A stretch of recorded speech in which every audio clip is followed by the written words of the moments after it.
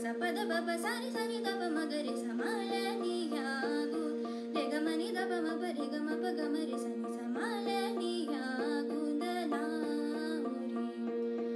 रे सा रे रे ग ग म म प प द म प ग म रे सा ग म रे सा ग म रे सा मा ल नी या गु द ला रे प प ग म रे सा र प म प ग म रे सा रे सा नी द प म प ग म रे सा री मा ल नी या गु द ला रे री मा ल नी या गु द ला रे चंदन अर्घ झापिया गरडारुंगी री मा ल नी या गु द ला रे री मा ल नी या गु द मा ल नी या गु द मा ल नी या गु द ला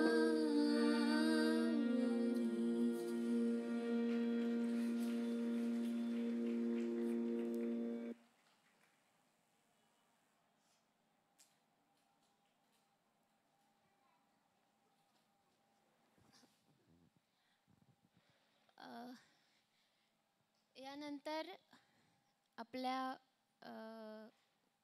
निजश्री म्युझिक अकॅडमीसाठी ज्यांनी काही एक मदत देव केली आहे आणि एक नवीन संकल्पना घेऊन आपल्याकडे एक संस्था आली आहे. त्याचं नाव आहे वृक्ष गणेश अशी संकल्पना आहे.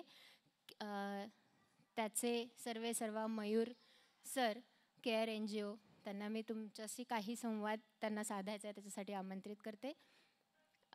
मला असं वाटतं ही संकल्पना तुम्हाला पण खूप खूप आवडेल. त्याचं तुम्ही ती जर अंमलात आणली तर नक्कीच आपल्या पर्यावरणाला खूप खूप फायदा होईल. आपण संपूर्ण त्यांच्याकडनं विस्तृत माहिती घेऊया. मयूर सर. नमस्कार. मॅक्झिमम 7 मिनिट घेईल, त्याच्यावरती बोलणार नाही. आमची संस्था पर्यावरण, शिक्षण, कला, संस्कृती यात काम करते. पर्यावरणात ट्री प्लांटेशन आम्ही ह्या वर्षी 5,500 झाडं लावली. 10,000 झाडांचं टार्गेट होतं. त्यातली 4.5 झाडं आहेत, पण सध्या खूप सलग पावसामुळे आम्हाला थांबवावं लागलं. तर हे ट्री प्लांटेशनचं काम आम्ही करतो आहे. पण बऱ्याच वेळेस काय होतं की तुमच्या माझ्यातल्या बऱ्याच जणांना हे पर्यावरणाचं काम करायचं आहे, पण डीप फॉरेस्टमध्ये जायचं आणि ते मेंटेनन्स जरासं चॅलेंजिंग जाऊ शकतं. मुलांना शाळा असते, शाळेतनं आपल्याला हे कदाचित होणार नाही. तर आम्ही एक छोटी कॉन्सेप्ट घेऊन आलो आहे, वृक्ष गणेश. आपण दरवर्षी आम्ही इको फ्रेंडली गणेशाचे वर्कशॉप घेतो. ह्या वर्षी आपण ते घेणार आहोत. त्या गणेशामध्ये एका झाडाचं, मोठ्या झाडाचं सीड आपण त्या गणपतीच्या याच्यात ठेवणार आहोत आणि विसर्जन ते घरातच करायचं आपल्याला त्या गणपतीचं. त्यातनं एक झाड तयार होईल. ते वर्षभर झाड आपल्याला घरातच वाढवायचं आहे.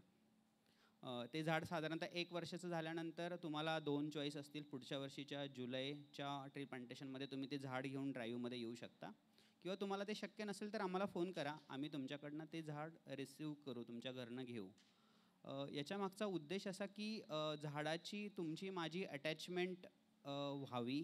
वर्षभर ते झाड तुम्ही ते जपवावं, त्याच्यावर प्रेम करावं आणि ते झाड पुढच्या वर्षी पर्यावरणाला द्यावं, की असा गणपती की जो वृक्ष देतो. ह्या संकल्पनेवर आम्ही काम करतो आहे. नवी सांगवीमध्ये मला वाटतं 5 सप्टेंबरला इथे एका ठिकाणी होणार आहे. तुम्हाला एक नंबर देईल तुम्ही फोटो व्हिडिओग्राफीसाठी जो नंबर तुम्हाला घेईल त्याच्यावर तुम्हाला पुढचे अपडेट्स येतील. तर तुमच्या इथे आम्ही एक वर्कशॉप्स घेणार आहोत. आता ते जागा आपण एक्झॅक्टली ठरवतो आहे की किती पार्टिसिपेंट येत आहेत त्याच्यानुसार. तर तुम्ही सगळ्यांनी, तुम्ही स्वतःही या आणि मुलांनाही त्या वर्कशॉपला घेऊन या. आम्ही कला संस्कृतीमध्येही आमचं काम आहे. त्याच्यामध्ये आमचे बरेचसे कल्चरल प्रोग्राम सुरू असतात. तर स्पेशली लहान मुलांसाठी ह्यावेळेस आम्ही बाल दिवाळी पहाट ऑर्गनाईज करतो आहे. ती यशवंतरावला बालगंधर्व किंवा भीमसेन जोशी ऑडिटोरियम औंधला असेल. त्याच्यासाठी तुम्ही तुमच्या मुलांचं रजिस्ट्रेशन करू शकतात. 31 ऑगस्टपर्यंत रजिस्ट्रेशनची डेट आहे. तिथनं मग 31 ऑगस्टचे रजिस्ट्रेशन झाल्यानंतर ऑडिशन होतील आणि मग नंतर प्रॅक्टिस होईल. 31 ऑक्टोबरला आपलं बाल दिवाळी पहाट यातलं सूत्रसंचालनापासनं ते सर्वजण फक्त बिलो 18च करणार आहेत. ही जी संकल्पना आहे, तर त्यात तुम्ही तुमच्या मुलांना एनरोल करू शकता. आणि पर्यावरणासाठी तुम्ही काही करू शकत असाल, तुम्हाला काही कॉन्ट्रीब्युशन करायचं असेल in terms of ideas, in terms of time, in terms of backend work, असं काही तुम्हाला करायचं असेल तर तुम्ही आम्हाला संपर्क करू शकता. आणि ऐकून घेतल्याबद्दल धन्यवाद. जाताना एक नंबर मिळेल, त्या नंबरवर आम्हाला कॉन्टॅक्ट करा. आम्ही तुम्हाला पुढचे डिटेल्स देऊ. थँक्यू.